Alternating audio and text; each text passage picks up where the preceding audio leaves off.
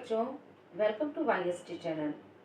बच्चों, अगर आप लोग किसी भी कंपटीशन की तैयारी कर रहे हैं या अगर आप अपनी इंग्लिश को इम्प्रूव करना चाहते हैं, क्योंकि इंग्लिश इज़ अ लैंग्वेज, ये तो हम सब जानते हैं कि इंग्लिश एक लैंग्वेज है और किसी भी लैंग्वेज को सीखने के लिए हम 1 घंटा 2 घंटा या 1 दिन 2 दिन या 1 हफ्ते या 2 हफ्ते में नहीं सीख सकते हैं। जैसा कि आप देखते हैं कि एक छोटा सा बच्चा होता है, वो धीरे धीरे जैसे जैसे वो बड़ा होता है तो उसकी वर्ड पावर्स इम्प्रूव होती जाती हैं। क्यों? क्योंकि वो हमारे आसपास की चीज़ों को देखता है, उनको ग्रास्प करता है और फिर वो धीरे धीरे उसके जो वर्ड पावर शब्दकोश होते हैं वो बढ़ते ही चले जाते हैं और एक दिन वो अच्छी लैंग्वेज बोल लेता है। जैसे इंडिया में रहने वाला अगर बच्चा कोई हिंदी जिसका वातावरण है, वो अगर हिंदी के वर्ड्स को सुनता है तो उसकी हिंदी धीरे धीरे इम्प्रूव होती है और अच्छे से हिंदी में बोलने लगता है। फॉरेन लैंग्वेजेस में जहाँ इंग्लिश बोली जाती है, इटालियन है, फ्रेंच है, जो भी लैंग्वेजेस हमारी हैं, तो वो बच्चा वैसे ही धीरे धीरे बोलने लगता है। तो इसी तरह अगर हम ये सोचें कि हम इंग्लिश को 1 दिन में सीख सकते हैं तो it is not easy, because language learning is a gradual process. तो ये हम धीरे धीरे ही सीखेंगे। अब हम कैसे इसको सीखेंगे, आज हम लोग इस बारे में बात करते हैं। क्या है बच्चों कि जैसे जब हम लोग किसी भी चीज़ को सीखना शुरू करते हैं तो उसके लिए हम लोगों को कुछ ना कुछ अपना एक स्ट्रेटजी बनानी पड़ती है और कैसे क्या करना है, हमको किस तरह से उसको सीखना है, किस तरह से हम अपने वर्ड पावर्स को इम्प्रूव कर सकते हैं, किस तरह से अपनी डिक्शनरी को हम इम्प्रूव कर सकते हैं और उसको एक्सपेंस कर सकते हैं। तो एक आप याद रखिए कि जितना हम पढ़ेंगे, जितना हम ज़्यादा पढ़ेंगे, लर्निंग यही है कि याद करना नहीं है आपको कि आपने कोई बुक उठाई और आपने उसमें से 100 वर्ड मीनिंग 1 दिन में याद कर दी। ऐसा कुछ नहीं है। आप जितना आप उसको पढ़ेंगे और पढ़ने के बाद में, जैसे आप पढ़ने के लिए सबसे पहले आप जैसे क्या पढ़ सकते हैं, छोटी छोटी सी पहले कॉमिक्स आया करती थी, चाचा चौधरी वगैरह की कॉमिक आया करती थी। ये हिंदी और इंग्लिश दोनों वर्जन में हुआ करती थी और भी लैंग्वेजेस में आया करती थी। तो आप हिंदी की जगह इंग्लिश को प्रेफर कीजिए। उसके बाद में जैसे आप नॉवेल्स अगर पढ़ना चाहते हैं, नॉवेल्स पढ़िए। जीएस वगैरह की आप तैयारी कर रहे हैं तो आप उनको इंग्लिश में पढ़िए। मैगजीन्स पढ़िए, न्यूज़पेपर्स आप ले लीजिए। उनमें अगर आप पूरे न्यूज़पेपर के अंदर के कंटेंट्स को आप नहीं पढ़ सकते हैं तो आप क्या करिए, स्टार्टिंग में जो उनकी हेडिंग्स होती हैं, केवल आप हेडिंग्स पढ़िए।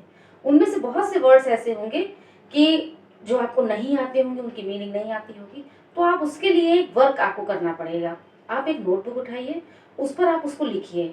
क्योंकि जब एक दिन आप, मान लिया आपको 10 वर्ड ऐसे मिले जिनकी आपको मीनिंग नहीं आती है, उनको आप ये सोचिए कि जो हमारी ऑथेंटिक डिक्शनरीज हैं, जैसे कैम्ब्रिज है या हमारे गूगल्स पर, मोबाइल्स पर भी अच्छी अच्छी डिक्शनरीज हैं, उनसे आप उनकी मीनिंग को नोट करिए। एक दिन आप अगर 10 मीनिंग तैयार करेंगे तो नेक्स्ट डे आपको 9 ही करनी पड़ेंगी, क्योंकि वही मीनिंग सब रिपीट होती चली जाती हैं। और उन मीनिंग्स को आप ट्राई ये करिए कि ज़्यादा से ज़्यादा अपने डेली यूज़ में उसको यूज़ करिए, क्योंकि जब हम किसी भी चीज़ को यूज़ करते हैं तो हम वो जल्दी सीखते हैं। तो इस तरह से आप अपने लैंग्वेज को इम्प्रूव कर सकते हैं। दूसरी चीज़ ये है बच्चों कि किसी भी वर्ड मीनिंग को तैयार करने के लिए हमको रूट वर्ड्स तैयार करने पड़ते हैं। तैयार क्या करने पड़ते हैं कि जैसे मैं आपको, एक बुक है जिसका नाम है वर्ड पावर मेड इजी, मैं भी ये बुक पढ़ती हूँ। ये बहुत ही अच्छी बुक है रूट पावर्स के लिए। तो इसमें रूट वर्ड्स हैं, इसमें आपको कोई भी कुछ बनाना नहीं है, कोई नोट्स नहीं बनाने हैं, बिकॉज ये अपने आप में एक नोट्स की ही तरह है। इसमें एक एक वर्ड रूट दिया हुआ है, उसके बाद में उसकी मीनिंग, उसका डिस्क्रिप्शन सब दिया है और उसके बाद में उसकी एक एक्सरसाइज भी दी हुई है जो आप उसको कर सकते हैं। तो आप एक टारगेट बनाइए कि उसमें सेशंस वाइज दिए हुए हैं और चैप्टर वाइज है, सेशन है, तो वो आप ये एक अपना टारगेट बनाइए कि 15 दिन में या 20 दिन में आपको वो पूरी बुक फिनिश कर लेनी है। 42 या 43 ही उसमें सेशन है, चैप्टर्स, तो वो आप तैयार कर लीजिए। एक बार आपने पढ़ी, दोबारा फिर आपने पढ़ी, 2-3 बार जहाँ आप पढ़ेंगे तो वो जो रूट वर्ड्स जब आपके माइंड में सेट हो जाएंगे तो आपको आगे दिक्कत नहीं होगी, क्योंकि रूट वर्ड्स आपको मिला तो आप तुरंत ही जान गए। जैसे बेनिफैक्टर, तो बेनी का मतलब होता है अच्छा, यानी कि तो बेनिफैक्टर यानी जो हमारा क्या होता है, बेनिफिशियल। तो जहाँ पर बेनी आएगा तो इसका मतलब आप समझ लीजिए कि हमारे लिए यूजफुल है। तो इस तरह से मेले वर्ड है, मेले जो हमारे लिए बेकार होता है, मेलेडिक्शन, तो श्राप, अभिशाप के लिए इस तरह से आता है। तो जब आप इस तरह के रूट वर्ड्स आपके दिमाग में होंगे तो धीरे धीरे आपकी वर्ड पावर इम्प्रूव हो जाएगी। उसके बाद में एक आप बना लीजिए अपने दिमाग में कि जितना आप पढ़ेंगे, जितना आप, जैसे आप ये बना लीजिए RQ, यानी रीड रीड रीड। आपको मोस्ट ऑफ टाइम आपको पढ़ना है, पढ़ना है, पढ़ना है, पढ़ना है, और रीड, रिकॉल, रीयूज। तो इस चीज़ को आप अपने माइंड में सेट कर लीजिए बच्चों। तो जितना आप अधिक पढ़ेंगे, जितना ज़्यादा से ज़्यादा पढ़ेंगे, आपकी लैंग्वेज उतनी ही इम्प्रूव होगी। पढ़ने के लिए आप, जो मैंने आपको बुक्स वगैरह बताई हैं, और CBSE की बुक्स 6 to 8 आप स्टोरी बुक्स भी देख सकते हैं। इस तरह की जो किताबें हैं उनको आप पहले पढ़िए, जो आप इजीली, जिसपे इजी लैंग्वेज हो और आपको उसको समझ में आए। क्योंकि बच्चों क्या होता है कि जब हम कुछ पढ़ने बैठते हैं, अगर हमने कोई चीज़ टफ ले ली, कोई चैप्टर हमने टफ ले लिया, तो क्या होता है, हमारा वहीं से एक उबाऊपन सा हो जाता है कि नहीं, ये कैसे, मुझे समझ में नहीं आ रहा है, तो हम लोग वहीं पर उसको सरेंडर कर देते हैं। लेकिन जब हम लोग कोई स्टोरी पढ़ते हैं, कोई हम लोग कॉमिक पढ़ते हैं, या इस तरह की कोई एंटरटेनमेंट वाली चीज़ पढ़ते हैं, तो हमारे अंदर इंटरेस्ट बढ़ता है कि आगे क्या होगा, आगे क्या होगा। और ज़्यादा से ज़्यादा कोशिश ये कीजिए कि जिन बुक्स की लैंग्वेज इजी है आप उनको प्रेफर कीजिए।